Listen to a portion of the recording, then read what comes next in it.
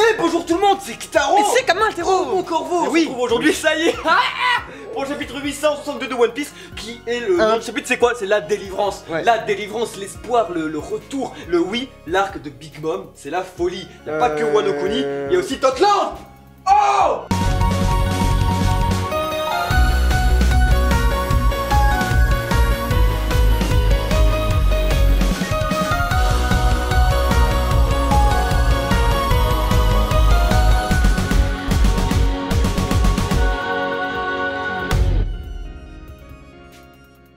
Un chapitre 862 que beaucoup attendaient et qui ne fait pas dans la dentelle, c'est magnifique, tellement de belles choses. Et du coup on commence par un point très important qu'on est obligé de dire quand même, c'est la page de couverture qui est absolument, mais rien que ça déjà, qui est absolument folle. 2 semaines d'attente pour mettre les choses dans leur contexte. On était là comme ça, on discutait avec Kitaro, j'étais là, qu'est-ce qui va se passer? Est-ce que enfin, ou alors est-ce qu'il va encore repousser l'échéance et tout? On s'ennuyait dans qu'est-ce qui va se passer? Non, ça y est, c'est arrivé, page de couverture, on a Shanks, on a Baggy, on a Riley et on a Roger. Et on a même mieux un crocodile. Ah oui, et on a un crocodile, donc ça montre qu'il y a une autre espèce de minx. Vous savez que le minx c'est les fourrures. Là en gros, donc voilà, ça montre que, est-ce que c'est peut-être un petit foreshadowing pour montrer que oui, en effet, chez Roger, il y a des espèces du monde et tout. Oh, mais non, même la même. Bref, juste pour passer sur cette page de couverture, parce qu'il y a beaucoup de choses à dire dans le sens où elle nous fait ressentir plein de trucs quoi, enfin je sais pas, c'est le monde de One Piece. On voit Roger, il est juste derrière, et puis la manière dont c'est dessiné, je veux dire, il boit sa bouteille, c'est pas lui qui est en premier plan et tout ça, c'est juste, ça montre que ça s'est passé, ça s'est véritablement passé, c'était il y a... Magnifique. Magnifique. Et le chapitre, mais alors les amis, ce chapitre... Ça commence directement, et ça montre que c'était un bon chapitre. Pourquoi? Tout simplement parce qu'on commence directement dans le rush. Ça y est, on a la première page, c'est Luffy, réveille-toi, on doit y aller. C'était pas un attention, attention, on va peut-être devoir y aller parce que ça se prépare et tout. Non, c'est mais réveille-toi. Ça y est, c'est maintenant, putain, voilà, maintenant. donc on a Luffy qui se réveille pas, tout le monde qui stresse, qui dit allez, faut qu'on fasse un truc, faut nous trouver de la bouffe et tout. Et là, ça y est, il dit bien, les mariés arrivent. Ils sont là, ils vont échanger leurs vœux, donc grouille-toi. Et du coup, juste après tout Sanji, Pudding, un truc très important quand même. J'ai vu flou, j'étais là comme ça. Putain, mais non, ce chapitre, de toute façon, on le dit d'avance, la vidéo elle est pas. Elle va partir en live parce qu'on est. Non, mais elle commence, mais voilà, c'est déjà un des meilleurs chapitres de l'année. C'est grandiose. Le pire, c'est le prochain. On en parle même pas. Du coup, un truc, on se calme un peu, et un truc important quand même, c'est la double dualité de personnalité chez chacun des personnages des mariés. Oui. C'est-à-dire que c'est super important parce qu'on a chacun. Si on pousse la métaphore encore plus loin, Kitaro Senpai Disney Hentai, on voit qu'il y a une dualité de personnalité chez absolument tous les personnages. On a ici Big Mom qui fait semblant, oui en effet, que je vais se marier et tout, mais qui veut tuer les c'est pareil tout, c'est pareil. Non mais non, dans le fond, c'est un personnage qui est pas comme ça, c'est Luffy. Dans le fond, c'est très vrai, mais je te parle dans la forme, dans le sens où, et ben on a à chaque fois ce qui était très bien dit, c'était la case, la bulle. Qui est dite et la bulle qui est pensée. Et c'est-à-dire que Sanji qui dit oui Pudding je te kiffe, et alors que après c'est ah tombe pas dans son piège, à côté c'est Pudding qui dit cette mélodie sera ton requiem, là où je sais plus ce qu'elle dit, et à côté elle dit elle pense ça, et après elle dit oui Sanji t'es trop beau, je te kiffe. Et du coup ça c'était une très bonne idée. Il y a aussi beaucoup de bulles de pensée chez tous les personnages dans le chapitre. J'en reviens à ça. Oui c'est super, et la manière dont les Vinsmoke communiquent, oh c'est magnifique. Parfait. Du coup, un truc qui est hyper important, c'est le contraste entre la tête de Sanji jusqu'à ce qu'il arrive dans le gâteau. Oh là là, et la tête de Sanji dans le gâteau. Il est magnifique. Je suis tombé amoureux en deux de Sanji. De Pudding et de Sanji.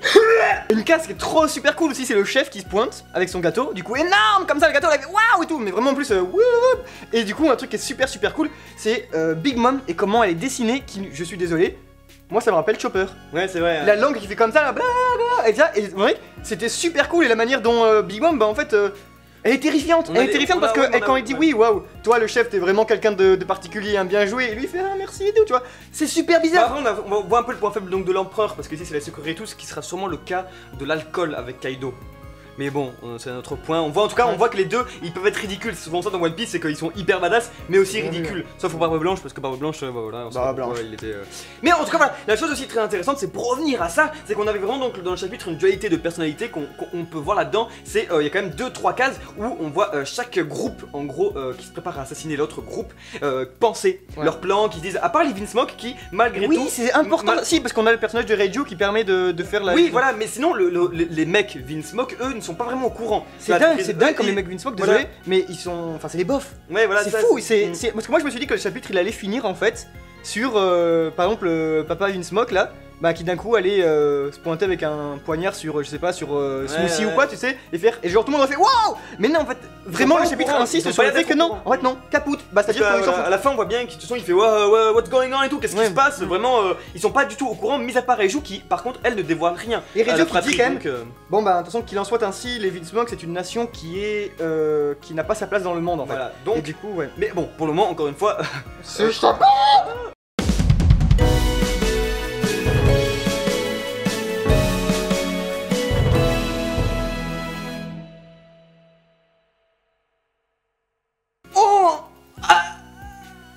Alors là, un point.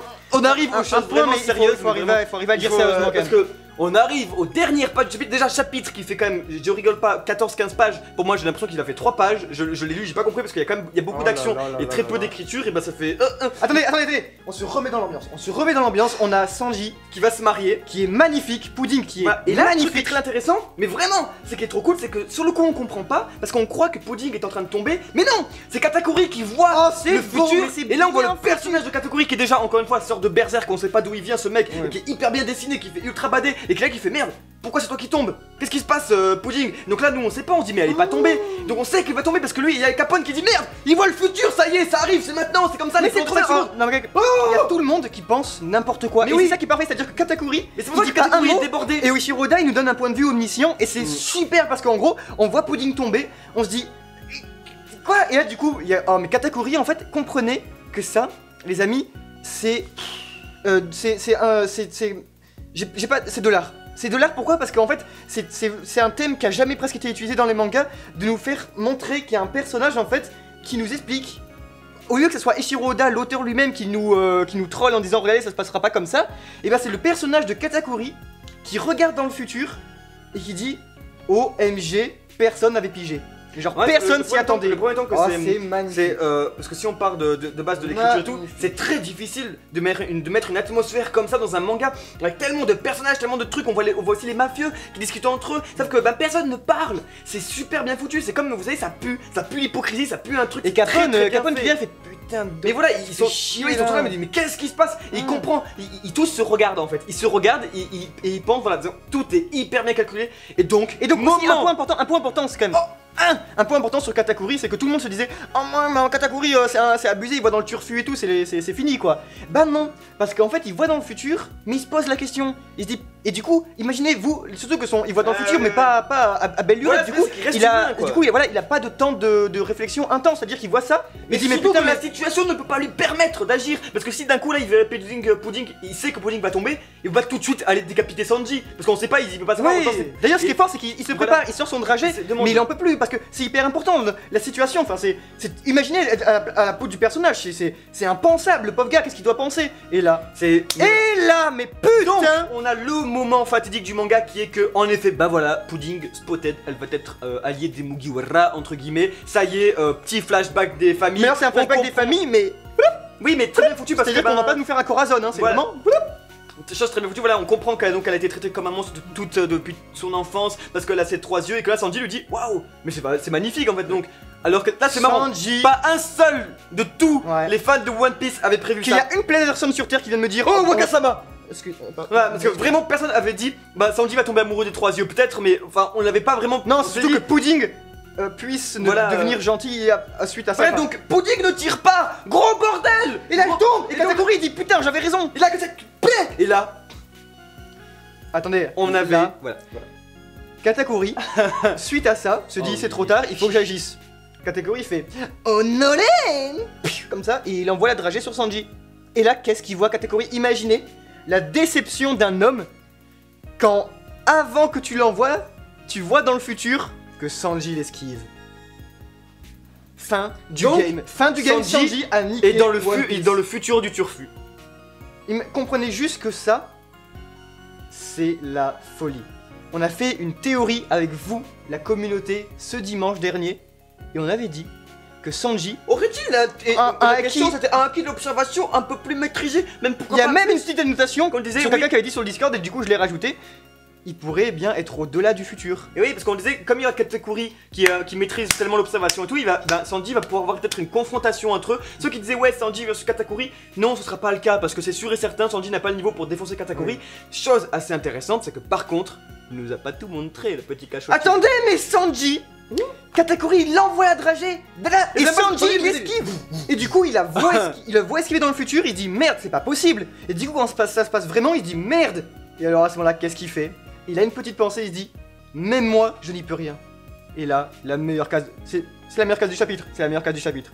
Ouais, les mentions spéciales, oh mon corbeau.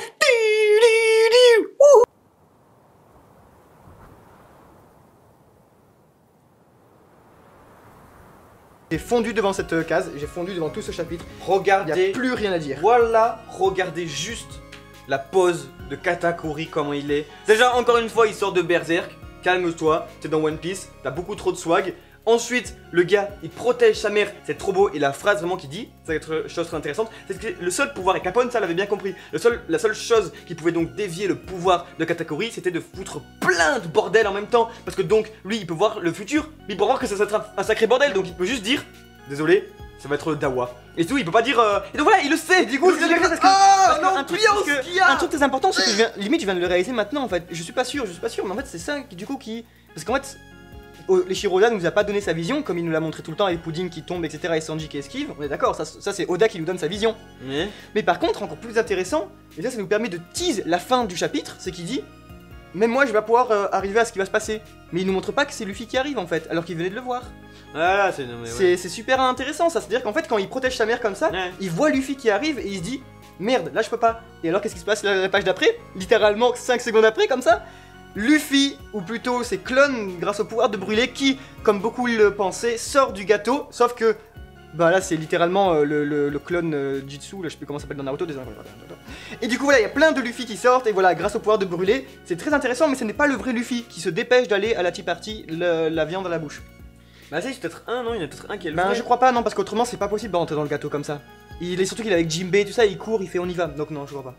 En tout cas, et ça se finit sur Big Mom qui fait oh non les donc, on résume la situation. Les Vinsmoke ne sont pas du tout au courant de ce qui se passe, ils comprennent que dalle. Mais on leur a donné un point de force, c'est-à-dire que maintenant ils vont pouvoir se rebeller et c'est une force d'appui très importante pour aider à fuir l'empire de Big Mom. En tout cas, ça va être un sacré bordel. Les Vinsmoke ne savent pas ce qui se passe, mais maintenant ils sont au courant. Katakuri sait tout ce qui va se passer, mais ne peut pas du tout agir. Sanji devient ultra badass en même pas un chapitre. Sanji, le acquis de l'observation du turfu du turfu.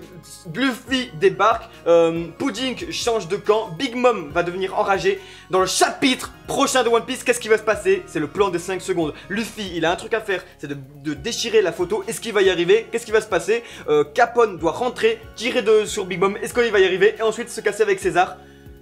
Les amis, je pense qu'on arrive à un point de One Piece qui est hyper important. Parce que déjà, on a des chapitres de malades, mais qui contiennent un empereur. Et oui. Dans le prochain chapitre, on aura une page de couverture. On attend de voir ça. Voilà, c'était un peu le mot, je savais pas trop quoi dire. Non, sincèrement, vraiment merci à tous de continuer à nous regarder. Et puis, aussi, un mot de la fin quand même très important, c'est quand même félicitations à vous d'avoir collaboré pour notre vidéo théorie sur Sanji, qui nous a permis ensemble eh bien, de spéculer, de poser le postulat que Sanji pourrait avoir un acquis d'observation qui pourrait surpasser Katakuri. On vous invite à regarder cette vidéo qui est la dernière de notre chaîne après cette review et qui explique pourquoi Sanji voilà, eh bien, parvient à esquiver le futur de Katakuri. C'est fou et c'est très bon. Autant la théorie va aller encore plus loin dans le prochain chapitre. Et ce qui est encore plus fou, c'est que oui, on peut être content, ça s'est passé, ça s'est littéralement passé. On a eu un power-up de Sanji. Enfin, officiellement dans le manga. Et donc on se retrouve la semaine prochaine pour le chapitre 800. Avec qui? Avec qui? Avec Kamaltero? Non, moi. Non, c'est vrai, je suis invité. Et mais Kitaro aussi. Oui. Merci beaucoup. Donc voilà, n'hésitez pas à venir sur le Discord discuter un peu de ce qui va se passer dans le prochain chapitre de One Piece. Ça va être type top, trop. On se dit à plus tard au Mokoro pour de prochaines vidéos. C'était Kamaltero et c'était Kitaro. Salut. Ciao.